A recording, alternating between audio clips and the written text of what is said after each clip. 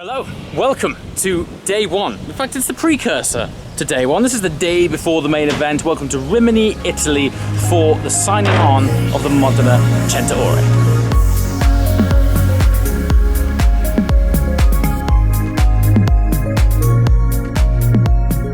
So as you can see, lots and lots of epicness. We've had to walk our way down a massive line of trucks to try and identify our truck. And here's our car. And here's my co-driver, Mr. We're Berryman. signed up. We've got our ready, badges. man. We're done. That was smooth. That was a smooth process. We've like had as far as signing on goes, that was good. It's been an 7-stage registration process to get the car and get. This is us. Well, we're not quite at 7 yet. So we've just found the car amongst 100 trucks. It's under there somewhere. We've got goodie bags. We've got some serious swag. Look at this in here. Yeah. So in a minute, we actually have to apply these to our car. All kinds of swag back here.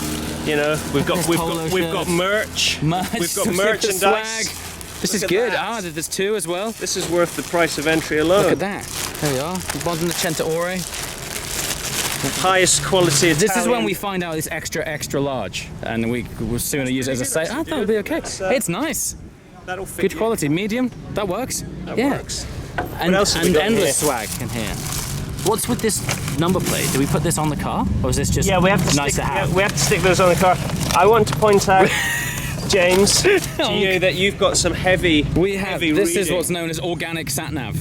Look at this. So leg 1 and 2. So that's effectively day 1 and 2. Look at that. Look at that. You forget how convenient sat nav is. We have 2 of these books. Yeah, this is a lot of navigation. Crikey. So unlike the Mille on the Cento Ore, they don't put any road signs out for you. So you're entirely reliant on that book and a sort of general sense of direction to figure out how to get there.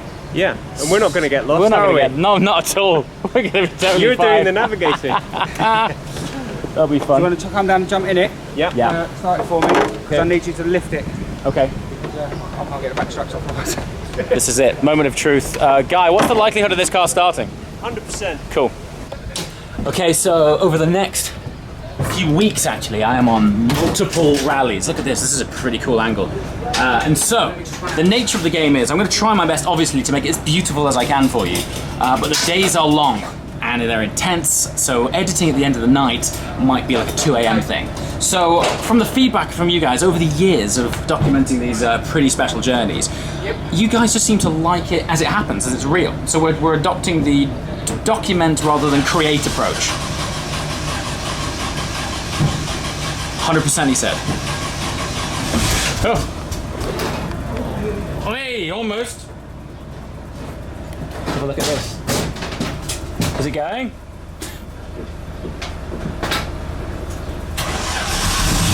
Yes!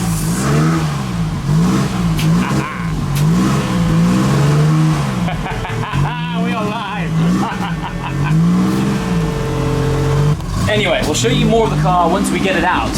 However, as I was saying, I wouldn't go so far as to say that this is going to be a run and gun approach to capturing content, but the days are long, they're intense, they're fast paced, but ultimately I just want to get the content out to you guys to make you feel like you're here along with us for the journey. The car that we've chosen is also because of you guys. So if you remember the tour we did of Guy's garage a few weeks ago, we gave you ultimately the choice of using the 911S or the Citroen SM, and I think you guys concluded that classic 911 on a classic car rally has become a bit cliche. So now we're in this, thanks to you. So we're going to share the adventure with you as intimately as we possibly can. Raise the suspension up so we can. It's the last setting. Yeah, I know, but you try and put that in there and keep it there. No, let's do down this one. Down here. Right down the bottom. Am I doing the wrong way? Yeah, you was down the wrong. There you go. It's a good job, Guy knows how to use his own car. Stop it, mate. There you go, that's right. Okay, so unique feature of the SM is that it's on early air ride suspension. So actually, when we turn this car off, particularly the rear, it sinks right down. And so they've put straps on the wheels, which we currently can't get off because the suspension's so low. So we're currently raising it up so we can take off these straps. That's the theory. That is the theory. But, it started. What Second we realised time. is we were trying to raise it up when there was no height. There was no height. Cool. You want it to go higher? There you go, see? Look at that. The irony of this Citroen being lower than some of the race cars that you guys bought is hilarious. Into the what? Put it back into the second notch. Neutral, yeah. That's the one. There you go, look. See, it drops back down again. Look at that. Optimum ride height. I'm gonna walk back down here. There's countless trucks. This is one of at least 20 trucks just down this road where all of the teams are dropping off their cars. Look, mechanics are working on race cars. That's dedication right there. Wheels on, giving it a service before the race. There's other sexy things down here. And in a minute, I shall take you to the holding bay, the scrutineering area, where we can have a look at some really sexy stuff.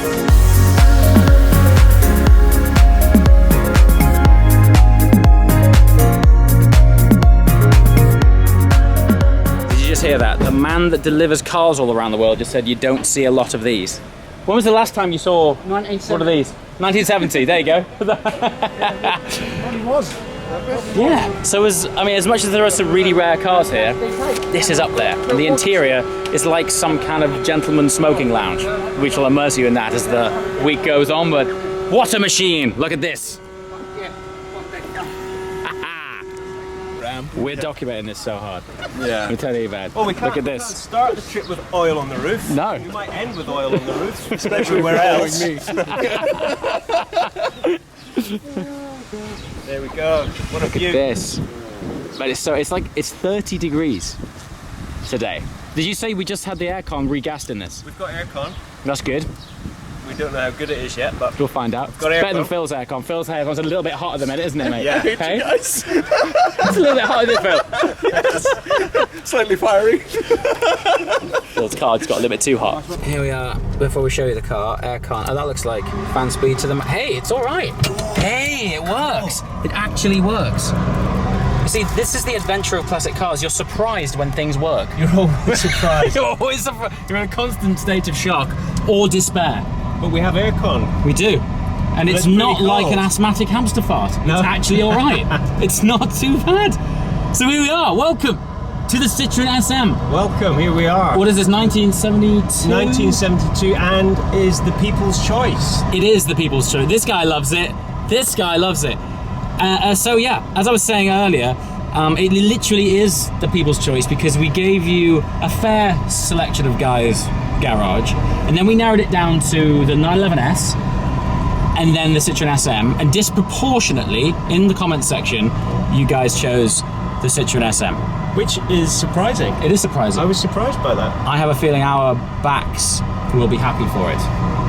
Look at this. Hi there, what do you... We're 97. 97. We could have just said anything then, but we are 97. So let me put you forwards. Welcome to the starting grid, effectively, of the Modern Cento Ore. There's some really sexy stuff down here. Although I have to say, this car's getting some love, man. This car's getting some love. Where's this guy putting a sticker on? So here's our sticker. There we go. There we are, 97. That's our number for the rest of the week. So we're going to go and park up and put the stickers on the car, huh? Yeah, that'll be funny. I mean, from a guy that owns a PPF company, don't expect big things for applying stickers to cars.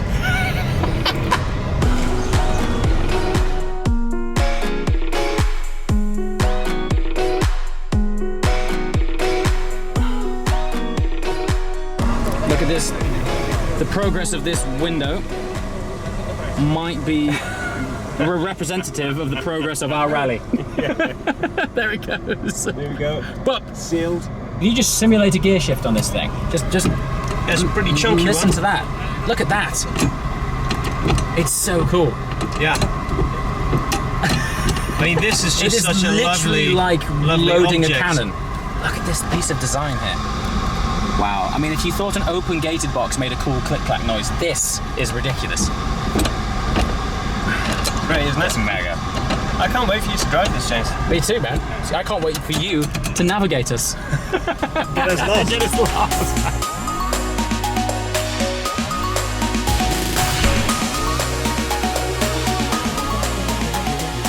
There we are. Modern Cento Ore. 2019, officially inducted. verificato. We've passed the test. Okay. And we're allowed to go. So passing the test basically means it is what it says on the tin. Yeah. Yeah, and that it's not modified too much.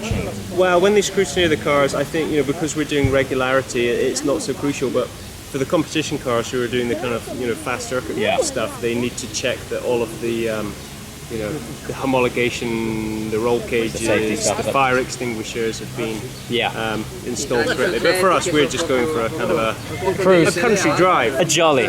Speaking of which, we got to stick some stickers on this thing and make it look half acceptable. Yeah, you're the expert, right? Let's do it. Supposedly. Is there a knack to this? Yeah. So the boot's actually pretty big. I mean, it would be much bigger if we didn't have this spare wheel and tyre in here.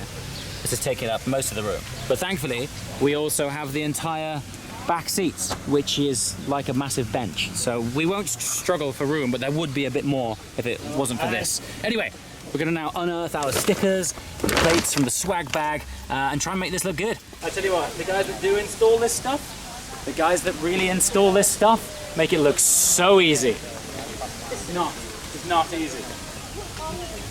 Come on! Look at me here. Cue time lapse.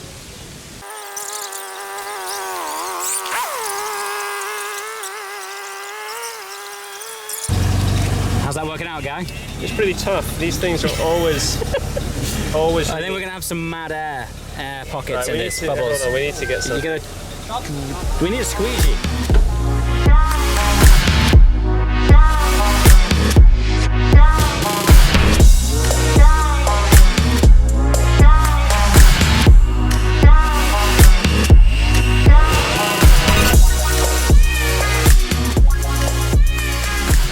Seamless transition from day to night. I thought I would show you around now because we've just had to run off between, well, the daylight and the evening to do like scrutineering, technical sign-on, briefing, introduction, chat from the local police and the mayor. It's important for us, but in terms of content, a little bit boring. However, when the lights go down, this place becomes a little bit magical, hence this influx of crowd who have quite rightly come down to see an absolutely stunning array of cars.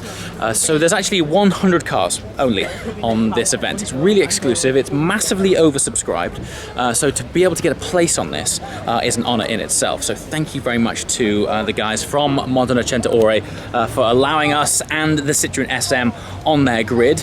But I just want to take you through a few of the highlight cars here to give you a feeling and a flavour of the diverse and eclectic cars which are in this rally. Okay, it's really hard actually to begin to choose special cars here because let's face it, every single one of them is special.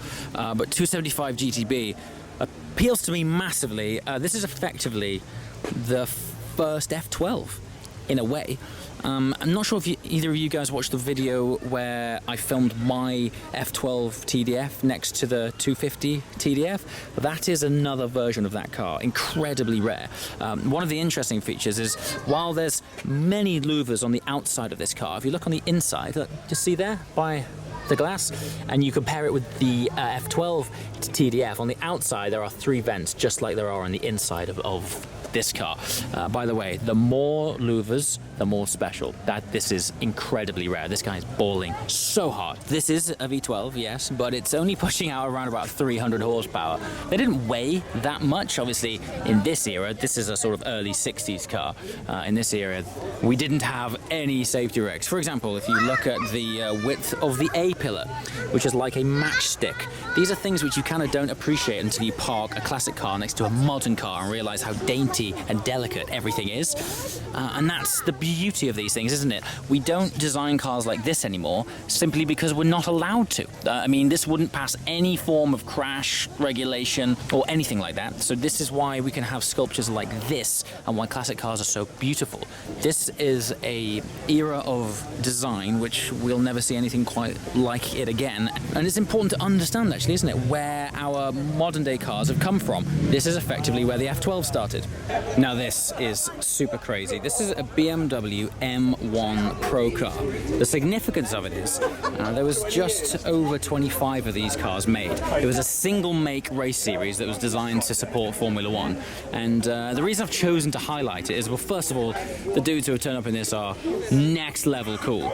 But importantly, the last man to win the championship of this series was Niki Lauda, who sadly passed away recently. So I just thought it was the right opportunity to highlight this car. I can't stress enough, in terms of putting a hardcore car on the road, this was not designed to have number plates. This was strictly a racing series, and an old one at that. 70s racing cars weren't exactly the most forgiving. It was running around about 470 horsepower. They revved to 9,000 RPM. It's got a 5-speed ZF gearbox, and if you watch the historic footage of these cars, they spit massive flames. And you'll look, if I just show you inside here, look, that basically summarizes this car.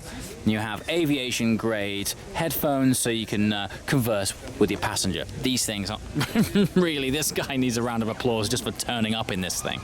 Now this is cool. In complete contrast to the BMW M1 Pro car, this is running a very small 1.3 litre engine. It's an Alpine A110 rally car, very successful in its day, going up against rally giants and destroying, because it only weighs just over 700 kilograms. Power is only 140 brake horsepower, but it's so light and so nimble and so agile that when Alpine entered into rally back in the day, it cleaned up.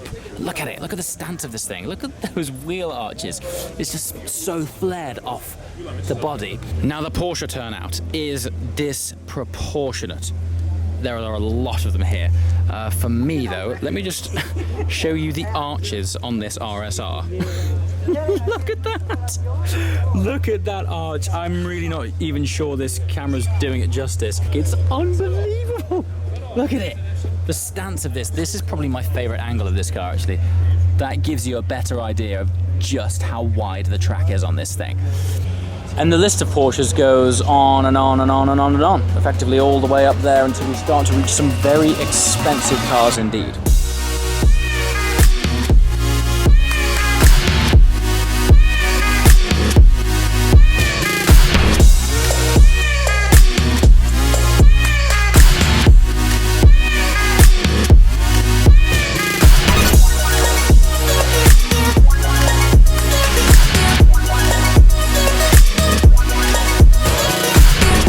Okay, so that is the introduction day. That is day 0, technically. We don't get on the road until tomorrow. That I'm going to class as day 1. This is intro day. This is me immersing you in the car we're in, the environment we're in, the cars we're going to be driving and racing alongside. Listen, this was a short tour around the grid. There's 100 cars. We're going to be having lots of time to immerse you in these special vehicles. Comments below. I want to know what you guys want to see more of while I'm on this trip. Don't forget as well, I'm also co-driving with Guy, who just so happens to be the bass player from Coldplay. So if there's any Coldplay fans here, please as well feel free to leave some comments below. We're going to be doing a Q&A in the car at some point, so you're going to be getting direct answers from Guy himself about cars and life and all sorts of cool stuff. Be sure to go and follow Guy. The link to his Instagram account is below. I say that because we're going to be taking it in turns, sharing the various content along this journey that you don't want to miss. So go and give him a follow as well. As always, thank you so much for watching. I shall see you next time. Ciao.